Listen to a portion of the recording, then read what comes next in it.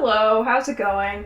I've got a bit of a new setup today, so hopefully that improves my lighting and my camera angle a little bit. You may remember I got this a few weeks ago at Michael's when I got a few other things, and today I want to do something with this. I've got this piece of canvas paper that I found in my art drawer, and I'm going to cut it to the size of this frame. And I'm just gonna do a nice fall scene and we'll see where it goes from there. I'm honestly thinking about decorating the frame somehow, but I'm not entirely sure what I would want to do with that yet. So I'm gonna start with the painting, and if anything comes to mind, then we'll give it a try, and if not, we'll just have a cozy little fall landscape painting to go in my guest bedroom. That being said, let's get started with the painting.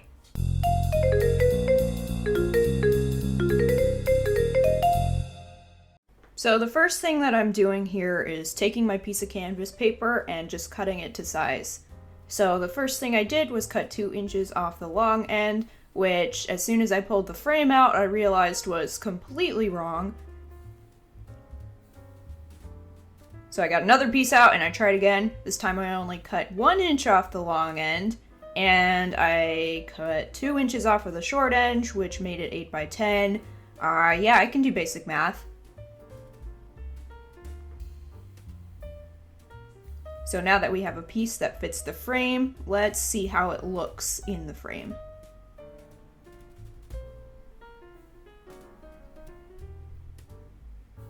And here is the finished project. Well, thank you so much for watching. I will see you in the next video. Bye! Yeah, no, I'm kidding. Let's get this out so we can do an actual painting. So, first thing I'm doing here is just taping down the canvas to my table so it doesn't move around while I'm painting, and so I have smooth edges on my finished result, because I would like to have a finish where the painting doesn't quite go up to the actual edge of the canvas, but there's a white border around it. Then I got out my gesso and I went ahead and I gessoed this piece of canvas paper. Now, something I immediately noticed with this that actually kind of surprised me is this canvas paper, although it's advertised as a canvas, it still really absorbs that gesso. So I actually had to do a couple coats of that, and it affected the rest of the painting process. So the first thing I'm doing after adding on the gesso is, well, first of all, trying to fix that ripple pattern that's going on, unsuccessfully. But then what I did is I went in with my nice light blue sky color, and I did a white to blue gradient for the sky. Now, what I was kind of going for here was an evening, late afternoon, sunset-y kind of sky, and I don't think I really ended up achieving that, but it still works. I think it does look like a fall sky, which is what I was going for. So, next step is just to start putting in some of the background elements. So I wanted to have just a kind of discrete hill in the background of this painting, so I went in with the sky color mixed in with some greens and blues to try to achieve that. Now, I do think it mixed with the white a little bit, but honestly, that is for the best because I want this to be pushed way into the background. Next thing I tried to do was add in some fall colors, but I tried this way too soon and the paint was wet, and it was looking absolutely terrible. So I gave up on that pretty quickly and moved into this next background layer. So of course, since it's a little closer to the foreground, I darkened up my color just a little bit, but this does still have some of that sky color mixed in. And of course, this is just a few trees in the background.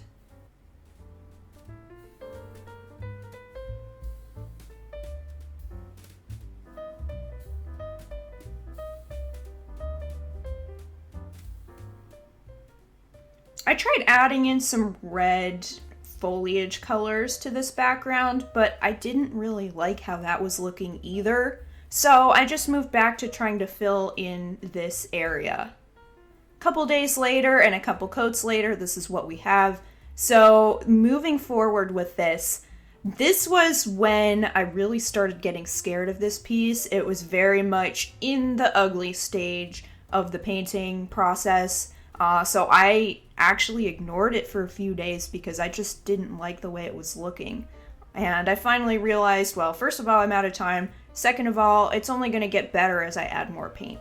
So I went in, first of all, adding in the foliage colors once again, although I really just wasn't enjoying how this was turning out. But I kept pushing forward anyways, adding in oranges and reds to the far background, but also these background trees.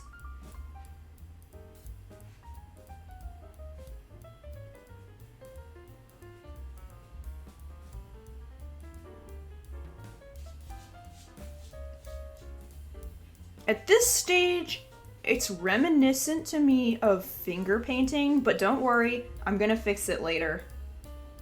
Next step, I'm adding in a field in sort of the mid-ground of the painting. And I'm just doing that with a base yellow color over my background color to give it some depth. This is when I started actually liking the painting a little bit better. I think I could start to see where I wanted it to go once I got this field in place.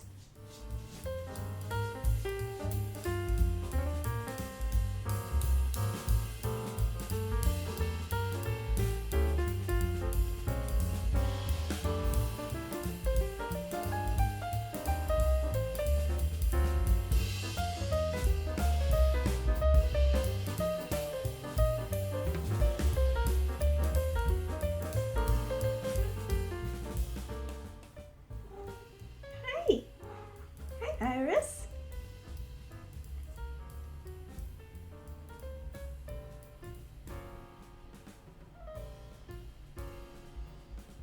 So this is where I actually fixed that background. So I tried to recreate that same color and I just completely went over what I already did, but it actually ended up having a cool effect.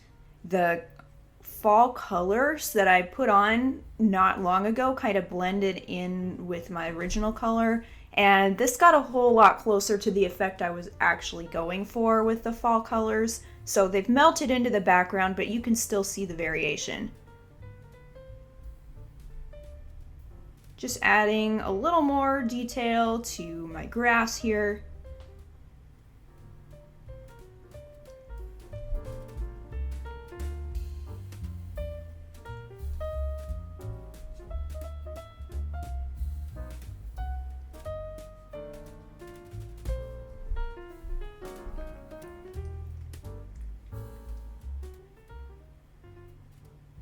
And I actually decided to do the same thing with these background trees and go over them with the original color again.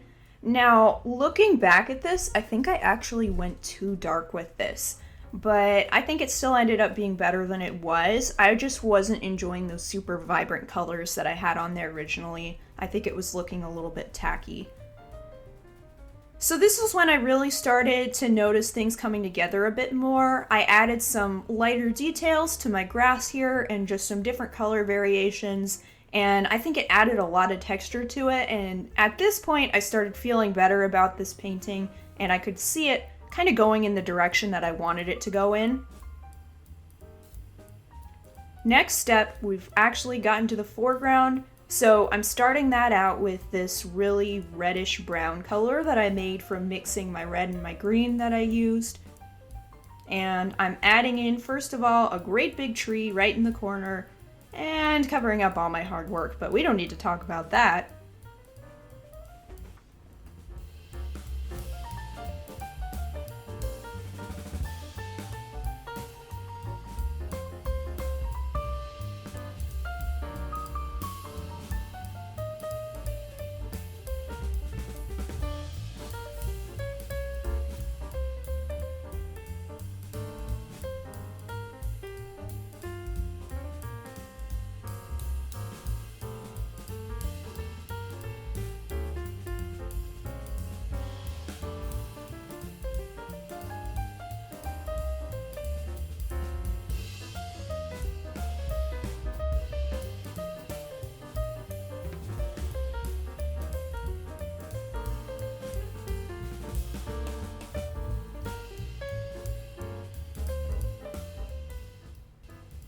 Now I'm just adding a second coat to the tree.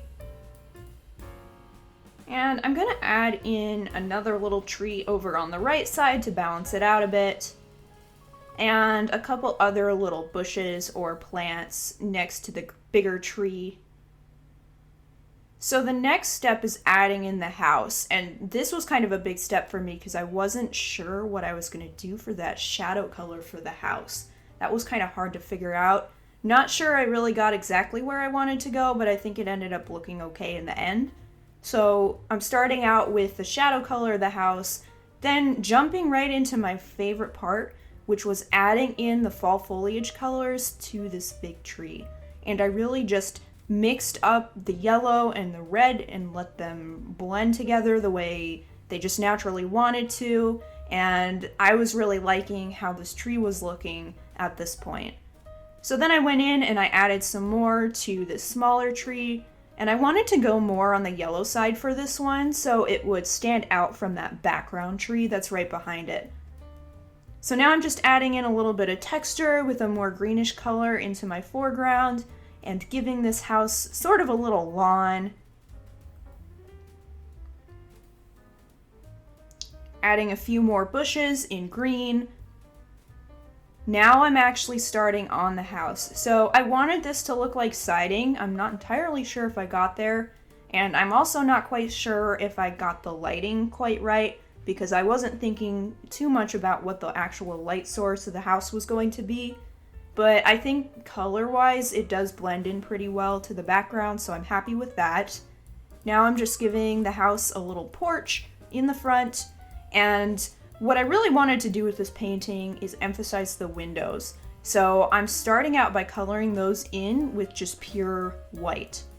And you'll see what I'm going to do with those in just a minute. Now adding just a little bit more vibrant color to this tree and making it really pop. This is honestly kind of the focal point of the piece, is the trees. And I just took a minute to add in some little flowers or some sort of little colorful details in the foreground, in front of the house, and just in these other areas. Now, I'm adding in a really bright yellow to the windows here, so it looks like there's light shining out of them from inside. And just finishing up the roof color here. Yes, I shouldn't have used the filbert brush for this because it was actually way too round and soft, but you know what? It's okay, we're just gonna go with it. Just a few little bush details around the house. And a few more color details here and there in the foreground, just to make it look a little more detailed. Last step, I'm using a Posca pen to add in the door and the window frames. And I kind of had mixed feelings about this, but ultimately I did it because I felt like the windows needed a little more definition. And I think I actually do like how this turned out. And last but not least, I added in a little cat right at the outside of the house.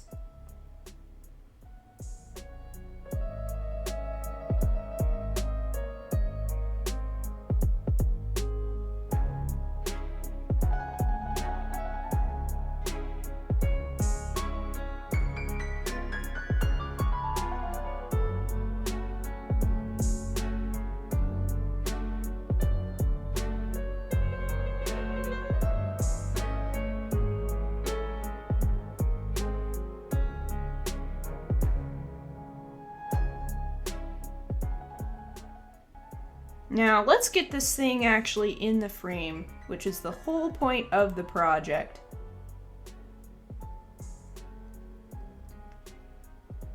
Ta-da! This is what we have.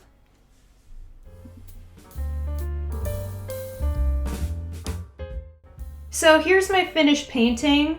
I struggled a lot with the process on this one. I got really scared when it got to the ugly stage, and it took a lot of nerve to keep working on it because I kind of thought it was ruined there for a bit. And honestly, even after I completely finished it, I wasn't sold on it. But coming back to it after a couple days and looking at it again and adding in these last few details, overall I think it's cute and I'm pretty happy with how it turned out. As always, I will put a coat of matte varnish over the top of this just to protect it. Some of my favorite parts of this painting are mainly this tree. I really like this tree. Something I would improve for next time, I tried to do this without a reference anyways, a specific reference, and I think I need to stick with references for a while before I can kind of venture off on my own and try to do things just from imagination. I'm also not sure if it was the best move to add in these black details because I feel like they don't match in perfectly. But at the same time, I feel like they kind of added that last little bit of detail that this house needed, and who doesn't love a little black cat in the corner? Anyways, I hope you enjoyed this little painting and seeing my painting process. Let me know what you think of this project down in the comments. Give this video a like if you liked it, and let me know what you would like to see me do next time. As always, thank you so much for watching, and I'll see you in my next video. Bye!